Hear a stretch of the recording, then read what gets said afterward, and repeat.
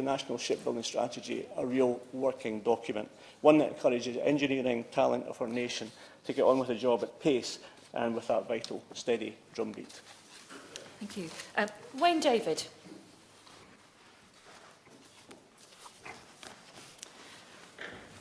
Thank you, Chair. And could I say to begin, it's a pleasure to serve under your chairpersonship. And I congratulate my honourable friend, the member for Plymouth Sutton and Davenport, on securing this important debate, and I have to say, for delivering such a fine opening address. Could I say that we've had a good debate, and I genuinely mean that. We've had excellent, thought-provoking contributions from the Chair of the Defence Select Committee, and we've had good contributions from the members from Strangford, Glasgow North East, Glasgow South West, and a particularly ambitious speech, shall I say, from the member for Dunfermline and West Fife. Now, of course, last year we saw the publication of the government's National Shipbuilding Strategy, and the importance of naval shipbuilding should not be underestimated. There are approximately 15,000 directly employed in UK shipbuilding because of Ministry of Defence spending, and there are at least 10,000 additional jobs in the wider British supply chain. Now, some months before the publication of the National Shipbuilding Strategy in November 2016, we saw the publication of Sir John Parker's independent report on the UK's national strategy for shipbuilding. Many people thought that was going to be the National Shipbuilding Strategy, but the National Shipbuilding Strategy, for reasons which are unclear even to this day, was a response to Sir John Parker's report. But these are two important publications because they give a degree of coherence and at least a sense of direction to the industry. We were, however, disappointed that there was, shall I say, a lack of emphasis on many of the things which Sir John Parker developed coherent arguments on. And in particular, we would like to have seen an explicit recognition of the significant contribution that shipbuilding can make to the development of regional economies, actually at the heart of the National Shipbuilding Strategy. This is an important point in Sir John's report, but it is not really reflected in the government's national strategy.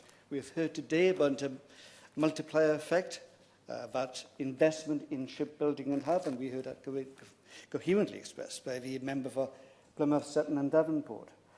Also, we heard from the member for Glasgow North East, that the shipbuilding strategy must be part of a broader shipbuilding strategy which goes beyond the defence sector. And we have an opportunity for that to happen if we have the right kind of perspective to develop in that way. As we've heard this afternoon, the new Type 31E and the Type 26, albeit 8 rather than 13, as we initially were led to believe, these new frigates will be replacing the Type 23 frigates as they leave service. And I have a number of questions relating to this ongoing programme. Some of them have already been touched upon by other members, others are new.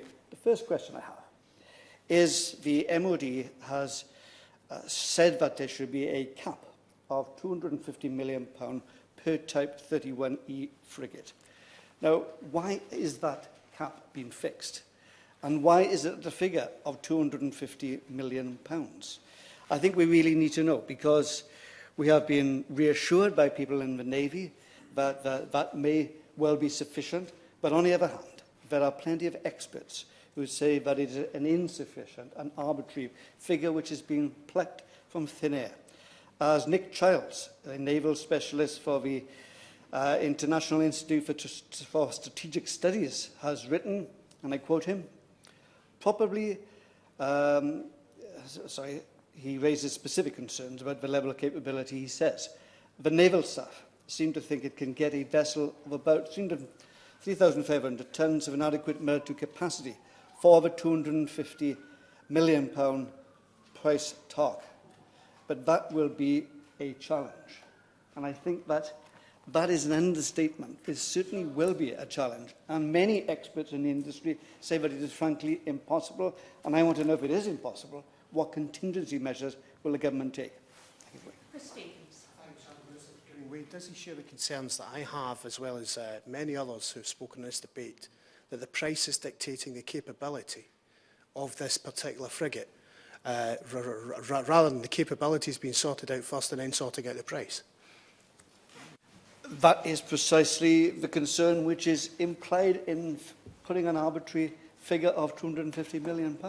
And I would hope that the Minister is able to dispel those concerns and clarify the situation. The second question I have is that the National Shipbuilding Strategy correctly says that there's a potential export market for light frigates, the Type 31E. Much of this is for the purchase of a light frigate designed for construction in the market, not by means of traditional production. But I want to know, how is the government's exporting enthusiasm for this going? How many orders have they had? How many orders do they think now are really likely? This is a key question which has been put by the member for Plymouth, Sutton and Davenport. My third question is the fact that sadly less than half of the steel in the new Type 26s will be British. And I think that's a crying shame.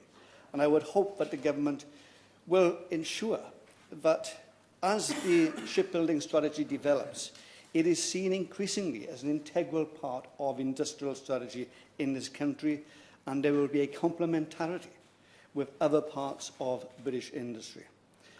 And my fourth question is about the delays which we are seeing in the Type 26 programme.